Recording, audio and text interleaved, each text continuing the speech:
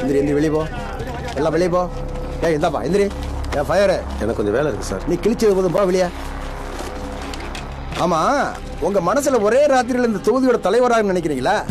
இதெல்லாம் யோசிச்சான் செய்றீங்களா? குழிக்குள்ள கிடக்கிற குழந்தை செத்தா அது விபத்து.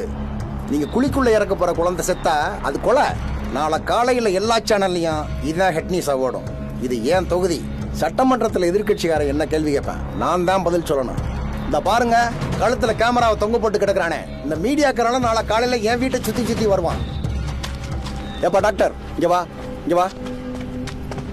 ஆமா, அந்த குழந்தை இன்னும் எவ்வளவு நேரம் உயிரோட தாக்கு பிடிக்கும்? தப்பா நினைக்காதீங்க, உங்க அனுபவத்துல எத்தனை சாவை நீங்க பாத்திருப்பீங்க.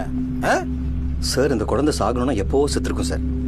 அது இந்த பூமியில வாழணும்னு இருக்கு, அதான் ஸ்ட்ரகிள் பண்ணிட்டு இருக்கு. உறுதியாவா இல்ல சந்தேகமாவா? அதைத்தானே நானும் சொல்றேன். கலெக்டர் மேனே குலகாரனை பாக்குற மாதிரி பாக்குறாங்க. ஃபயரே இங்க வா. அந்த குழந்தையை காப்பாத்துறதுக்கு உங்ககிட்ட என்ன வழி இருக்கு? ஒரே ஒரு வழிதான் சார் இருக்கு. என்ன வழி?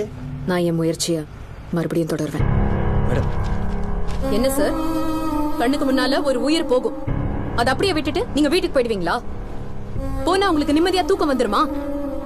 நம்ம எப்படியும் காப்பாத்துவோம்னு இந்த ஊர் ஜனங்க நம்மள நம்பிக்கிட்டு இருக்காங்க. அவங்க நம்பிக்கைக்கு நம்ம நேர்மையா இருக்க வேண்டாமா? என்ன யார் நம்பினாலும் நம்பாம போனாலும் என் கடமையில நான் நேர்மையா இருப்பேன். அதுக்காக நான் எந்த முடிவுக்கும் போவேன். அதெல்லாம் முடியாதுமா. இது ஏன் தொகுதி பிரச்சனை. குழந்தை சத்தா என்னதான் கேள்வி கேட்பாங்க. அந்த குடும்பத்துக்கு கவர்மெண்ட் ஒரு அமௌண்ட் கொடுக்க, கட்சி ஒரு அமௌண்ட் கொடுக்க, நான் ஒரு அமௌண்ட் தர்றேன்.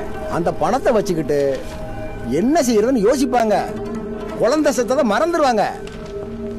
பயர ஒன்று செய்வான், ஒரு 4 மணி நேரம் குழந்தைய காப்பாத்துற மாதிரி பாவலா பண்ணுவான்.